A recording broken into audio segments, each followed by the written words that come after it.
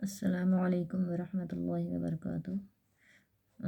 ایک فیشنیبل لڑکی کا عبرت انگیز واقعہ سنیے کہ ایک آدمی نے اپنی بیٹی کی تعلیم کا کوئی خیال نہیں کیا، حتیٰ کہ اس کو خوب مال پیسہ دیا، وہ فیشنیبل خوبصورت لڑکی بن گئی، حتیٰ کہ جوانی میں اس کی موت آ گئی۔ اس آدمی کی بڑی تمنا تھی کہ بیٹی جوانی میں جدا ہو گئی، میں کبھی اس کو خواب میں تو دیکھوں، میری بیٹی کس حال میں ہے۔ ایک دن اس نے خواب میں دیکھا اپنی بیٹی کی قبر پر کھڑا ہے۔ اچانک اس کی بیٹی کی قبر کھل گئی۔ کیا دیکھتا ہے کہ بیٹی بے لباس پڑی ہے۔ اس نے اپنے سطر کو چھپایا مگر اس کی تو حالت عجیب تھی، اس کا سر بالکل گنجا ہے اور اس کی شکل عجیب۔ اس نے پوچھا، بیٹی تیرا کیا حال ہے؟ کہنے لگی، ابو میں بے پردہ پھرتی تھی، جب یہاں قبر میں آئی میرے سر کو بہت بڑا بنا دیا گیا، پہاڑوں کی طرح، اور میرا ہر بال درخت کی طرح بنا دیا گیا جس کی شاخیں زمین میں دور تک پھیلی ہوئی تھیں۔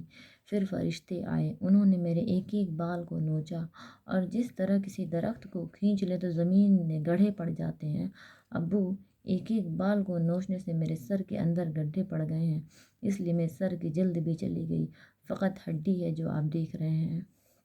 اس نے کہا، بیٹی تمہارا چہرہ بھی نہیں ہے۔ وہ کہنے لگی، ابو آپ دیکھ رہے ہیں، آپ کو میرے دانت نظر آ رہے ہیں، ہونٹ نہیں ہیں۔ اس کی وجہ یہ تھی کہ میرے ہونٹوں پر سرخی لگی ہوئی تھی اور میں اس طرح وضو کر کے نمازیں پڑھ لیتی تھی۔ فرشتے آئے، انہوں نے کہا، طہارت کا خیال نہیں کرتی تھی، تیرا غسل بھی نہیں ہوتا تھا، چنانچہ انہوں نے میری سرخی کو جو کھینچا، یہ سرخی میرے ہونٹوں سے چپک گئی تھی، سرخی کے ساتھ اوپر اور نیچے کے دونوں ہونٹ بھی کٹ گئے، اس لیے آپ کو میرے 32 دانت نظر آ رہے ہیں، ہونٹ اوپر نہیں ہیں۔ باپ نے کہا، بیٹی تیری ہاتھوں کی انگلیاں زخمی نظر آتی ہیں۔ ابو میں ناخن پالش لگایا کرتی تھی۔ فرشتے آئے، کہنے لگے، تیرے ناخنوں کو ہم کھینچیں گے۔ انہوں نے میرے ایک ایک ناخن کو کھینچا۔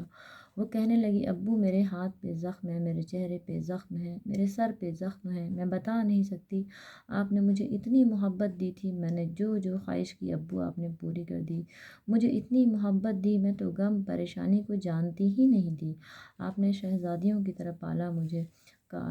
کاش ابو آپ مجھ پر ایک احسان کرتے کہ مجھے دین کی سمجھ بھی دے دیتے تو میں آج اس عذاب میں گرفتار نہ ہوتی، نہ میں خاوند کو بلا سکتی ہوں، نہ میں آپ کو پیغام بھیج سکتی ہوں، اکیلی یہاں پڑی ہوں، فرشتے آتے ہیں، ہاتھوں میں گرز ہوتے ہیں، میری پٹائی کرتے ہیں، ابو میرا دکھ بانٹنے والا یہاں کوئی نہیں۔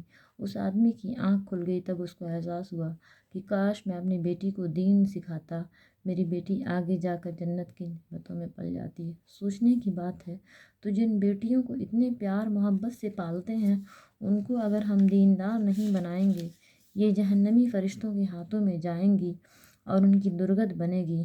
اس لیے بہتر یہ ہے کہ ہم اپنی بیٹیوں کو دین پڑھائیں، دیندار بنائیں، اپنی بیٹیوں اپنی بیویوں کو دیندار بنائیں، عورتوں کے دینی معاملات میں ان سے تعاون کریں، ان کو ترغیب دیں، ان کو دین کی بنیاد پر زندگی کا ساتھی بنائیں تاکہ ماحول کے اندر دینداری آئے۔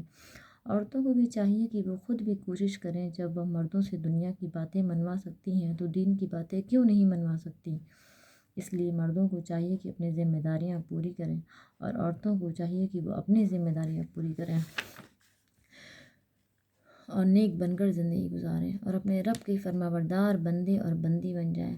رمضان المبارک کا مہینہ آنے والا ہے، اب تنہائیوں میں رو رو کر منانے کی ضرورت ہے، اپنے رب کو سجدے میں جا کر منانا ہے، اپنے رب سے ہاتھ اٹھا کر دعائیں مانگنا ہے، دامن پھیلا کر دعائیں مانگنا ہے۔ اے اللہ، اے اللہ، تیرے در پر ایک فقیر نہیں حاضر ہے، تیری رحمت کی طلبگار ہے، وہ پروردگار جو مردوں کو حکم دیتا ہے اور جو مردوں کو حکم دیتا ہے کہ عورتوں کے ساتھ نرمی سے پیش آؤ، جب آپ دعائیں مانگیں گی وہ پروردگار آپ کے ساتھ نرمی کیوں نہیں فرمائیں گے۔ اس لیے رمضان کے اوقات کو غنیمت سمجھ لیجئے، اپنے گناہوں کو بخشوائیے اور آئندہ نیکوکاری کی زندگی کا دل میں ارادہ کر لیجئے۔ اللہ تعالی ہمارے آنے والے وقت کو گزرے ہوئے وقت سے بہتر فرما دے، آمین ثم آمین۔ السلام علیکم۔